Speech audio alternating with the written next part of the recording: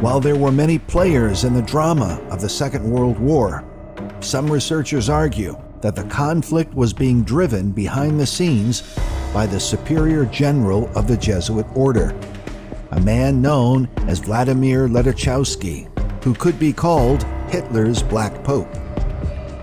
It was Ledachowski who assigned a Jesuit to Benito Mussolini in Italy, a priest named Taci Venturi, Mussolini's Jesuit. In cui Roma aveva Cesare, Virgilio ed Augusto.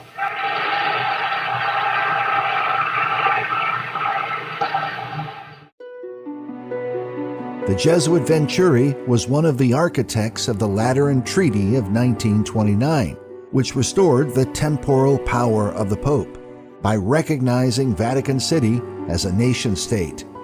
It preceded the Vatican's concordat with Germany in 1933.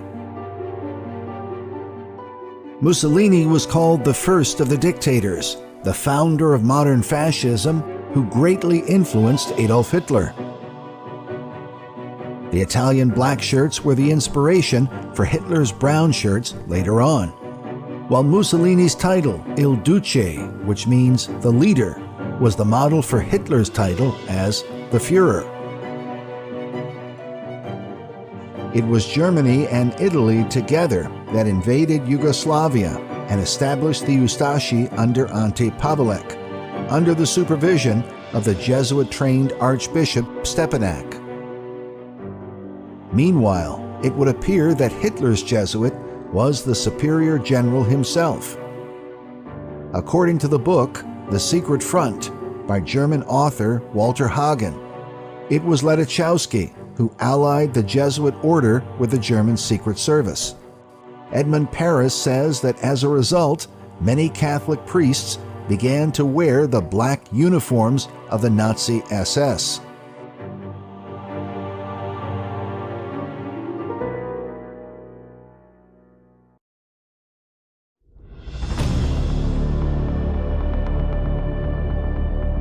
American author F. Tupper Saucy documented his own history of the Jesuits in the book Rulers of Evil.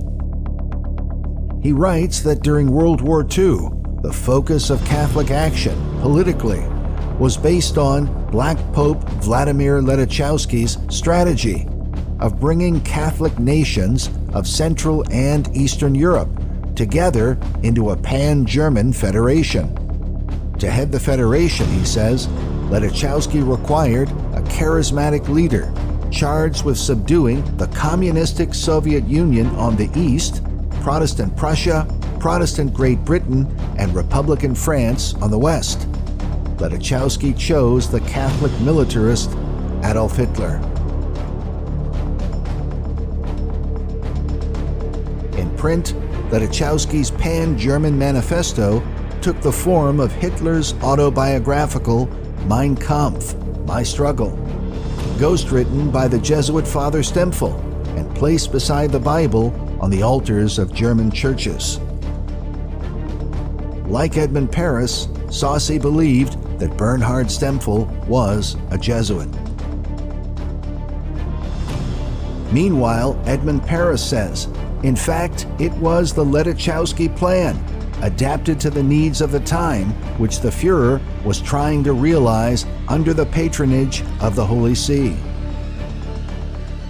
Heute Tag hat sich von Woche und Woche steigend unsere Jacke zum Symbol des deutschen Volkes und Reiches erhoben. Sieg!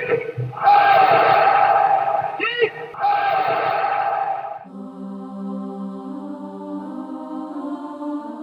Rome's support of Hitler was also acknowledged by a variety of additional sources during the war era. The Protestant Truth Society published a work titled The Vatican and Nazism, in which they openly declared that the one organization which has been the means of placing Hitler in power and has assisted him in his conquests is the Roman Catholic Church, whose headquarters are at the Vatican in Rome. The evidence, we believe, is overwhelming. Another work, titled Behind the Dictators, by a former Catholic priest named Leo Lehmann, who converted to the Protestant faith, shows the relationship of Mussolini and Hitler with the powers of Rome. Lehman writes, "The Jesuit order, as the leader of Catholic action, has played a decisive role. We can even go so far as to state that Nazi fascism had its origin in the Society of Jesus, and that, like other movements in the past analogous to fascism, it was planned to serve the traditional aims of the disciples of Ignatius Loyola." He went on to say that the defenders of democratic ideology will not be victorious until they come out openly against their real enemy, the Knights of the Black Crusade, by which he meant the Jesuit order. Dr. Ronald Cook quotes the writings of a former Jesuit priest named Malachi Martin, who described how Jesuits were commonly defined prior to the 20th century. Webster's Third International Dictionary gives the meaning of a Jesuit as a member of the order, then supplies the negative meanings. One given to intrigue or equivocation, a crafty person, terms that are amplified by Dorsel's dictionary, two-faced, false, insidious, dissembling, perfidious, insincere, dishonorable, dishonest, untruthful. A French proverb states, "Wherever two Jesuits come together, the devil always makes three."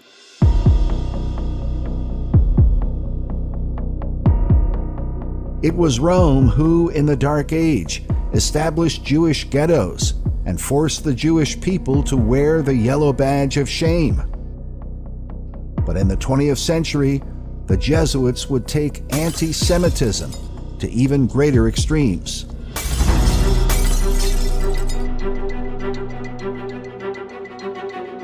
It was the Black Pope, Latachowski, and the Jesuit order that fomented the political hatred against the Jewish people and insisted that they be racially linked to communism. In the book, The Pope and Mussolini, Pulitzer Prize-winning author David Kurtzer described Latachowski as a virulent anti-Semite, kindly disposed toward fascism, a man Mussolini looked to for help. We read that the Jesuit magazine La Civiltà Cattolica had warned that Jews were the evil force behind a dangerous conspiracy. They were said to be the secret masters of both communism and capitalism, all aimed at enslaving Christians. Among the most influential Vatican figures pushing this conspiracy theory was Latachowski, head of the Jesuit order. The groundwork of anti-Jewish propaganda was being prepared during the time of Pope Pius XI, who was compelled by the Black Pope to condemn communism. When the Pope prepared certain statements against communism, Kurtzer writes, quote, "Unhappy that they said nothing about the Jews, Latachowski kept pushing the Pope to add language linking them to the communist danger."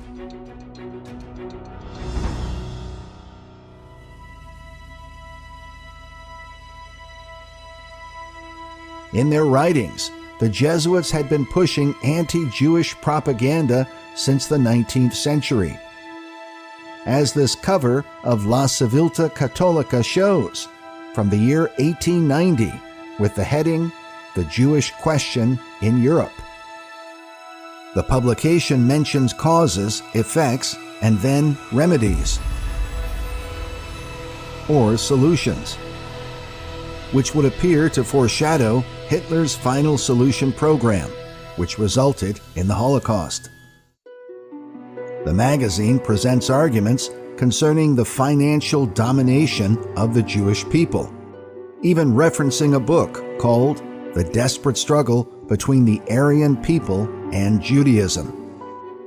But in 1890, Adolf Hitler, who was born in 1889, was not more than a year old, showing that the ideas that drove the Nazi movement were developed by the Jesuit order nearly half a century before Hitler's rise to power.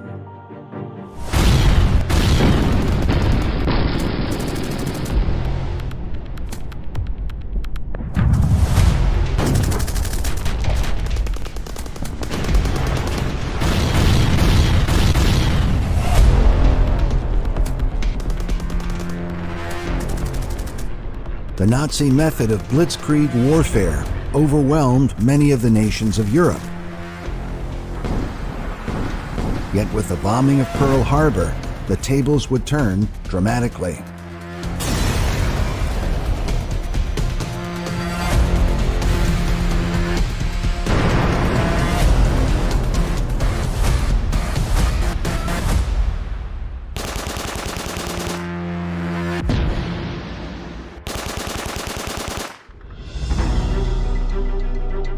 December 7th, 1941, a date which will live in infamy. The United States of America was suddenly and deliberately attacked by naval and air forces of the Empire of Japan. The United States was at peace with that nation, and at the solicitation of Japan, was still in conversation with its government and its emperor, looking toward the maintenance of peace in the Pacific. Just as Hitler and Mussolini signed a peace treaty before betraying England, so the Japanese talked peace with America, up to the very hour of the Pearl Harbor attack. A day of infamy. Even as Japanese diplomats were conferring with Secretary of State Hull on peace measures, Japanese planes were swooping down on Pearl Harbor. This pictorial record includes both U.S. films and pictures made by the enemy as they dropped their load of death on the naval base, on Wheeler Field, on civilian homes and schools. As King David had written in the Psalm, the words of his mouth were smoother than butter, but war was in his heart.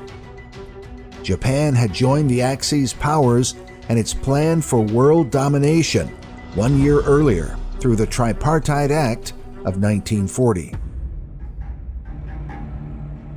In Berlin, they drew up the Axis Act, the blueprint of the new order, and parceled out the continents of the world for Axis domination. Italy was to get the Mediterranean. Japan was to get the Orient, and to Germany would go the rest of the world.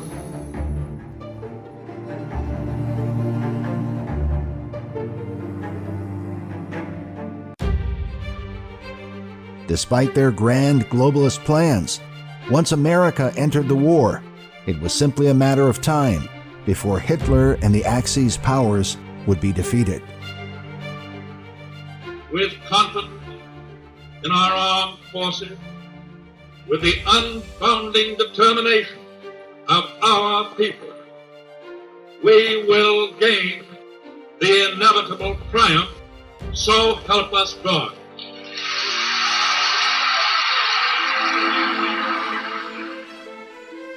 According to Edmund Paris, this was what the Black Pope had feared. The Jesuits had worked through propaganda to convince the United States to stay out of the war. At least one Jesuit agent was said to be a Catholic priest and national figure named Father Charles Coughlin. Coughlin had a huge following through his radio broadcast. Known for his anti-Jewish rhetoric, he also supported both Hitler and Mussolini. Paris believed it was Coughlin's assignment to convince Americans not to enter the Second World War, helping to ensure a Nazi victory.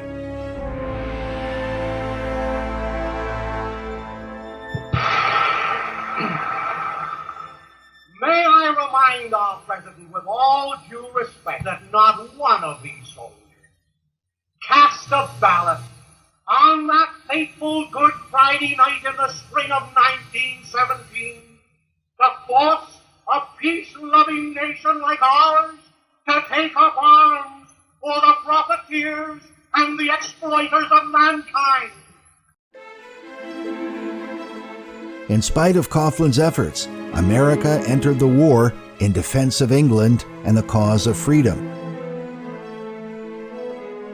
The Black Pope, Ledachowski's dream, would not be realized. Edmund Paris writes that Ledachowski already spoke haughtily about the general meeting the company would hold in Rome after England had capitulated. Despite the propaganda and confusion of recent months, it is now obvious that England is losing the war. But heaven had decided otherwise, Paris says. Great Britain braced herself against the enemy. The United States entered the war, and the Russian campaign was a disaster for the Nazis. For Ledachowski, it was the collapse of his great dream. The general's health did not stand up to such a disaster, and he died. In fact, Vladimir Ledachowski, the Black Pope, would die in December of 1942, just over a year after the United States declared war on Japan, Germany, and the Axis powers.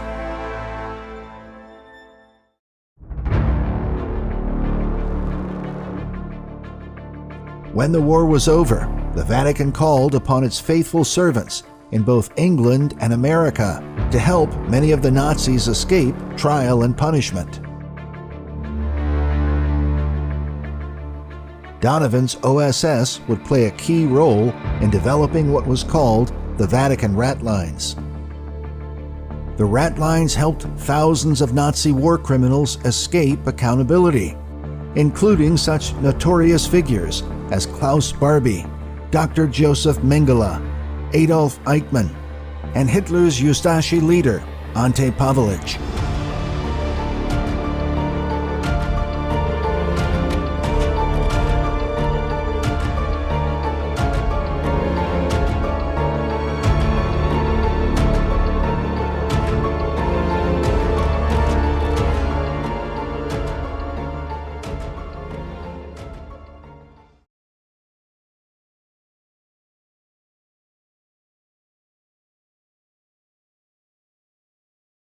Well, you can't talk about the Jesuits operating in the world today without talking about the most famous Jesuit on the planet right now, which is Pope Francis. Pope Francis goes around talking about, you need to share more of your wealth with these people. You need to open up your borders. Everything that's in the United States, everyone in the world is entitled to, and you should open the borders and let them in. I found it quite ironic that Pope Francis, from behind the walls of the Vatican, can talk about how wrong it is to build a wall at the southern border in America. It's because he sees all the wealth in America as common property, which is Marxist. In 2019, the Jesuits America magazine published an article titled "The Catholic Case for Communism." It featured a photo of Pope Francis with the president of Bolivia presenting a crucifix made from a hammer and sickle, the traditional emblems of Marxism. The design was the work of a Jesuit priest named Luis Espinal, a Jesuit filmmaker and activist who was reportedly killed by a government death squad in 1980. A fellow Jesuit named Javier Albo would later declare that Espinal's intent was for the Church to be in dialogue with Marxism. There is no question that such dialogue has long since begun. Pope Francis is one of the biggest advocates on the world stage for Marxism, and he finds the capitalist system reprehensible.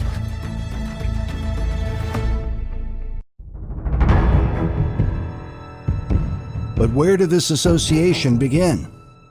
Many believe the Pope and Vatican have just recently embraced Marxist ideas. But one of the most notorious communists in history, Fidel Castro, was Jesuit trained and educated in 3 Jesuit institutions. Furthermore, the former Jesuit general, Pedro Arrupe, openly declared that the Jesuits were proud of Fidel Castro. As Argentine journalist and politician Norma Morandini writes, Fidel Castro never ceased being a Jesuit, instead adapting the religious and moral matrix of this Catholic order to Marxism-Leninism and causing endless confusion to the Soviets. This is the theory behind Fidel Castro, the Last Catholic King, a book published by the Italian historian Laurice Zanatta. Laurice Zanatta is a professor at the University of Bologna. His book on Castro is further described by an Italian website. We read of Castro that, like the Catholic kings, he fuses politics and religion, coming to conceive of a political religion, a community of faith, inclusive towards the faithful, ruthless with heretics. And his enemies are the same as those of Catholic Spain, Protestant civilization, and the Enlightenment, now renamed capitalism and liberalism.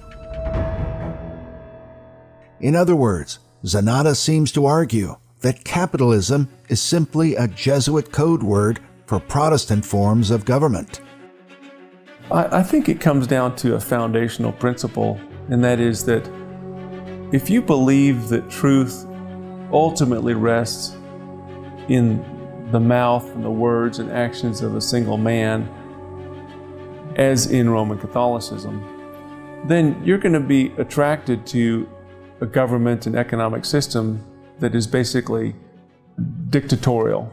One person who just declares what the law is, declares what the truth is, and he's to be obeyed. And that's why you find that Roman Catholic countries, say Honduras and Venezuela, and they tend toward Marxist, socialist, dictatorial regimes. Whereas the Protestant foundational principle is that you have to have a document that specifies exactly what we're all going to do, what we all agree to, which is why Protestant countries tend to result in constitutional republics, because they say lex is rex, the law is king, and whereas dictatorial republics or monarchies would say the king is the law. Well, Roman Catholics, because of their epistemology and their belief that the Pope is infallible and that truth comes from the church and not from the scriptures, are going to tend toward economic and political systems that center on a man or an organization to determine what is true. Whereas constitutional republics are going to, of course, rely on what's written down and agreed to.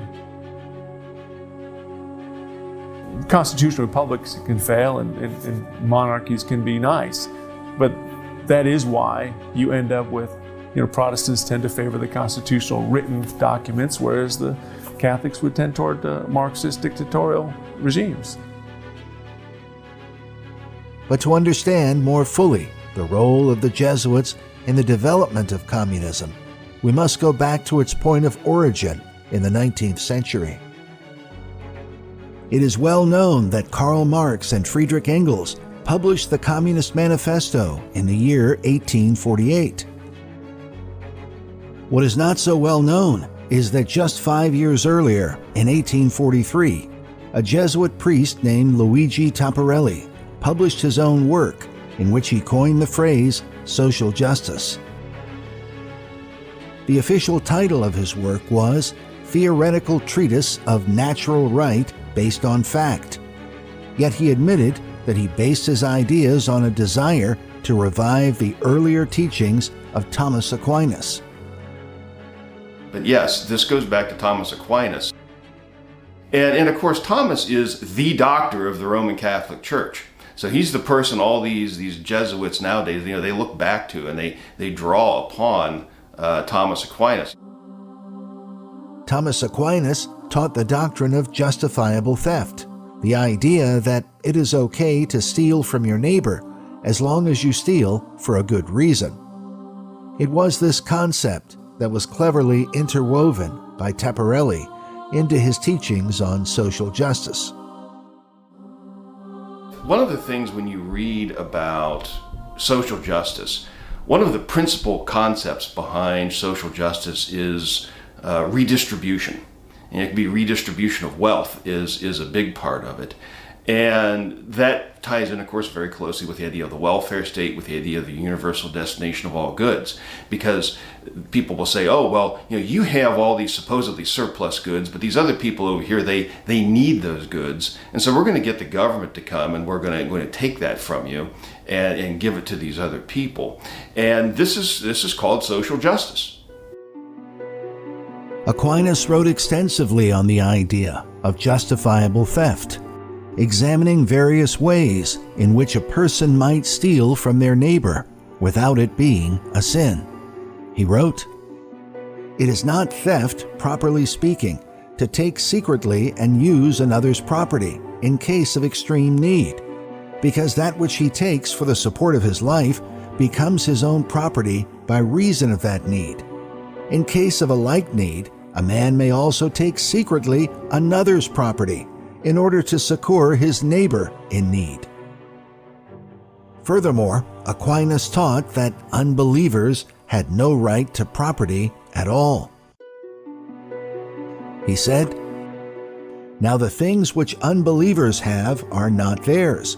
For Augustine says, 'You falsely call things your own, for you do not possess them justly, and according to the laws of earthly kings, you are commanded to forfeit them. Therefore, it seems that one may lawfully rob unbelievers.'" It is important to remember that within the papal context, an unbeliever is anyone who does not submit to the Pope. Yet the unbelievers are not the only ones who can have their private property taken away.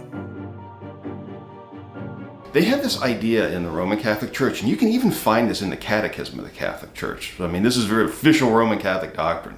It's a concept called the universal destination of goods, or sometimes it's called the universal destination of all goods. And to give you just maybe a very short version of what that means, is Rome is willing to tolerate private property up to a point. They say it's kind of a convention in their mind. They call it part of positive law. It's kind of a man-made convention. And they say, okay, we're fine with you owning things up to a point. But when push comes to shove, if somebody, quote, needs something, well, they have the right to take it from you. They have the right to take your property. And of course, if you're not willing to give that property over, of course, what Rome says is they can get the government to come and take your property. If you didn't have the universal destination of goods, you couldn't have justifiable theft. The universal destination of goods is fundamental to that concept. One of Tapparelli's students was Vincenzo Pecci, who would later become Pope Leo XIII. In 1891, Leo published his encyclical, Rerum Novarum, on the condition of the working classes, which has been called the Magna Carta of Catholic social teaching in modern times. In the book, Ecclesiastical Megalomania, Dr. John Robbins examined the economic and political worldview of what he called the Roman Church state.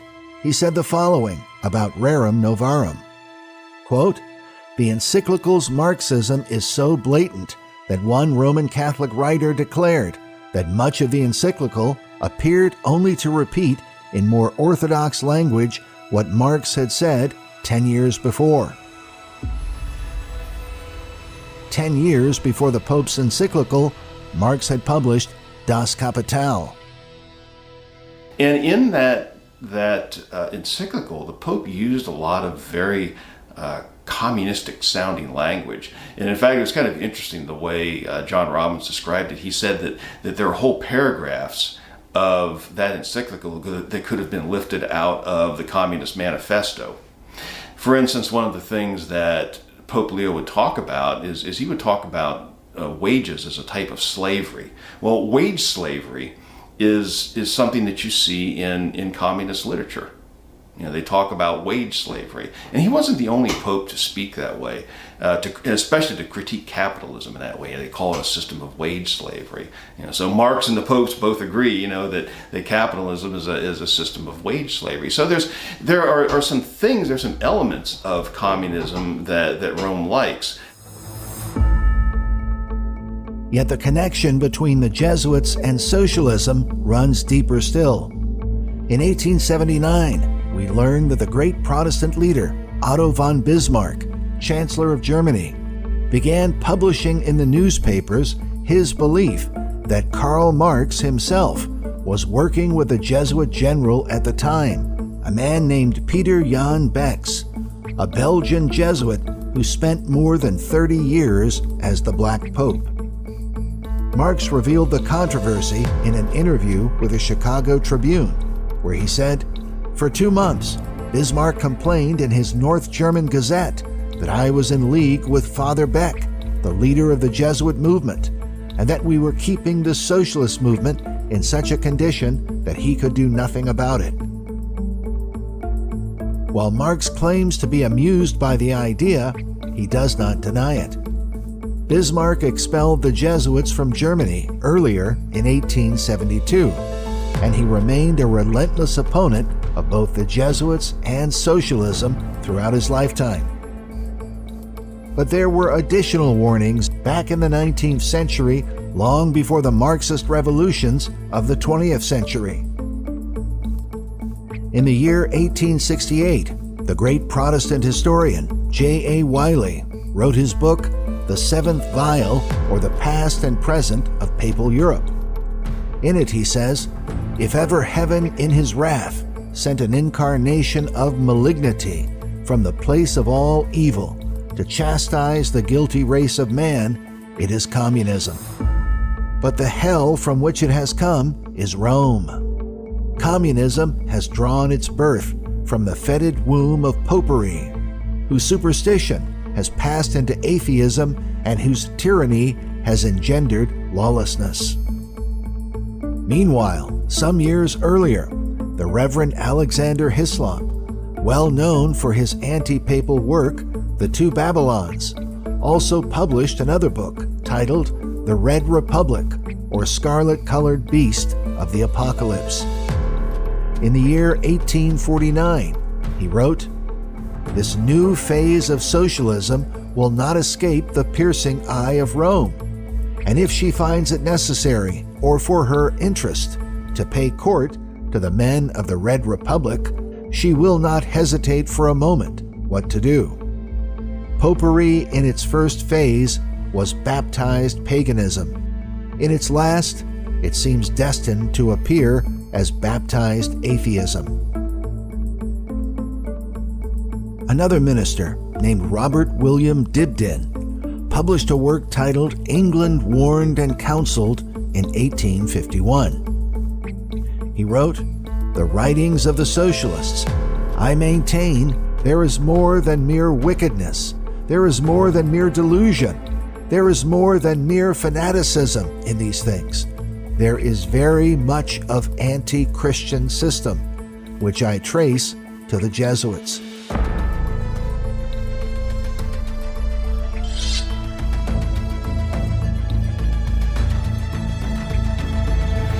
The whole mass of socialists are not Jesuits, of course, but it does not take more than 2 or 3 masterminds to govern all the rest. Alexander Hislop saw the rise of communism in the 19th century as the beginning of the prophetic warnings in the book of Revelation of a scarlet-colored beast. To him, the Red Republic and the Scarlet Beast were the same. Furthermore, he believed that the harlot that rides or controls the beast is ultimately Rome.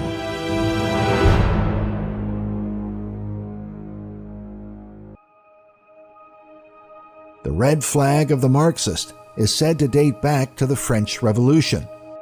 But the doctrines that inspired that revolution are commonly traced to the University of Ingolstadt in Bavaria, which was a well-known haven of the Jesuit order. It was Jesuit priests at Ingolstadt that trained and educated Adam Weishaupt, the man most often blamed for instigating the French Revolution. Was it merely coincidence that the red flags of the French revolutionaries would be converted to the flags of socialism and communism in the next century? Or that the red flag of the Marxists continues to be a symbol of rebellion against God and the rule of law even today? In the year 1916, the warnings continued with an anonymous author who wrote under the name Watchman. He argued that the relationship between the Jesuits and socialism was proved by the revelations of the German ex-Jesuit von Hoensbroek, who left the society because he found that the Jesuits in Germany were the chief leaders and fomenters of socialism in that country. The man in question was a prominent Catholic from a noble German family, Count Paul von Hoensbroek, who joined the Jesuit order as a young man, and upon leaving the society, published his work titled 14 Years a Jesuit. His writings were also noted by former nun M.F. Cusack, who wrote that von Hoensbroek left the Jesuit Society in 1889 because he found that the Jesuits in Germany were engaged in promoting socialism.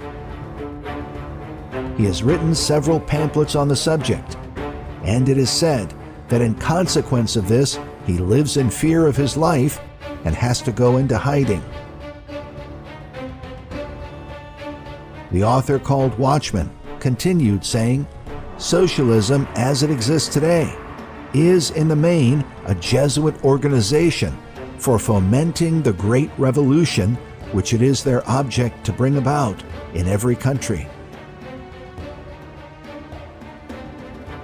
The writings of Thomas Aquinas and Luigi Tapparelli would also influence the development of another branch of Marxist thinking, liberation theology, developed by a Jesuit-trained Dominican priest named Gustavo Gutierrez, who sought to blend Marxism and Christianity into one. Gutierrez was a Peruvian Jesuit who wrote the first real standard work on liberation theology, and he got put in later as a professor at Notre Dame here in America. So the Jesuits were certainly, and Malachi Martin puts them out more or less as the originators of liberation theology, and many others got into that because it was all talking about revolution. And then now Jesus suddenly became a revolutionary, the first revolutionary. And so you got all that all through evangelicalism there. But it really was all basically Jesuit. And the idea of liberation theology, as I understand it anyway, is that, because a lot of people equate it with fighting and revolution, but that really is the last part. Because liberation theology is supposed to be a message to bring in the kingdom of God on earth. And so I try to win you to that as a Jesuit teacher or preacher, and I try to convince you. And if I can't convince you, I try to kind of coerce you. And if I can't coerce you, then I just have to get rid of you.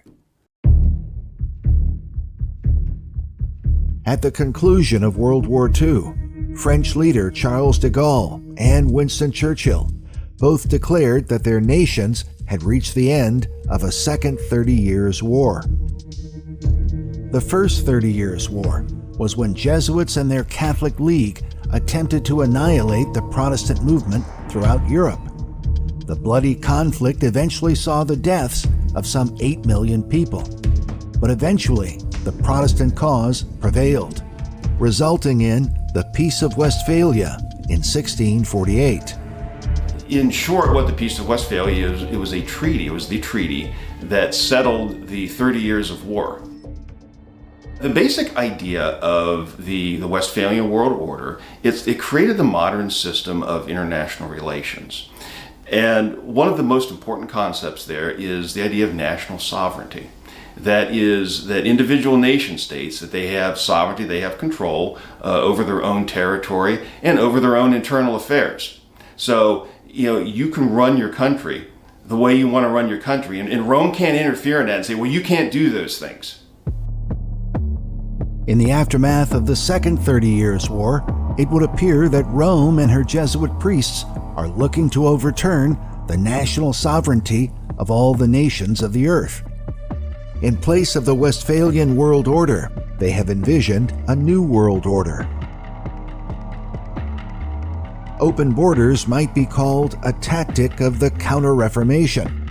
According to Dr. Ronald Cook, the Italian word is irredentism, a form of immigration warfare, a method for taking over a foreign country. Not by military conflict, but by population control. So irredentism is certainly one of the marks of Romanism today. You flood in, and that's what we've had in Ulster there. They've come up from the south of Ireland. So now the political thing is, because Paisley used to say, let's not govern by the bullet, let's govern by the ballot. Well, they're now governing by the ballot because they've got more and more, so they don't need the bullet anymore. So the more you flood in, you take over all the branches of government simply by the numbers. So how do you get elected? Well, you get enough people flooded in there that's going to vote for you, and they'll vote for you. And that's another ploy of Rome. Irredentism is part of a Roman Catholic, I believe, teaching to take over the world. Yet Rome not only opened the borders of nations, but also of the world religions. Through Vatican Council II, the Jesuits in particular removed the doctrinal boundaries between Christianity and the pagan religions of the world.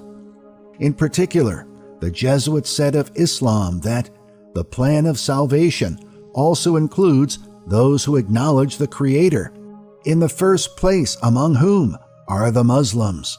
Together with us, they adore the one merciful God. Critics of Rome argue that Vatican II is a complete betrayal of the true gospel of Christ. The Bible says if a man doesn't preach the gospel, it says let him be accursed. Twice it says that, so that you make sure that the Holy Spirit makes sure that you get that. And Paul includes himself, so he's not just railing at other people. If we or an angel from heaven preach any other gospel, let him be accursed. Is the false gospel of ecumenism bringing a curse upon America and the world?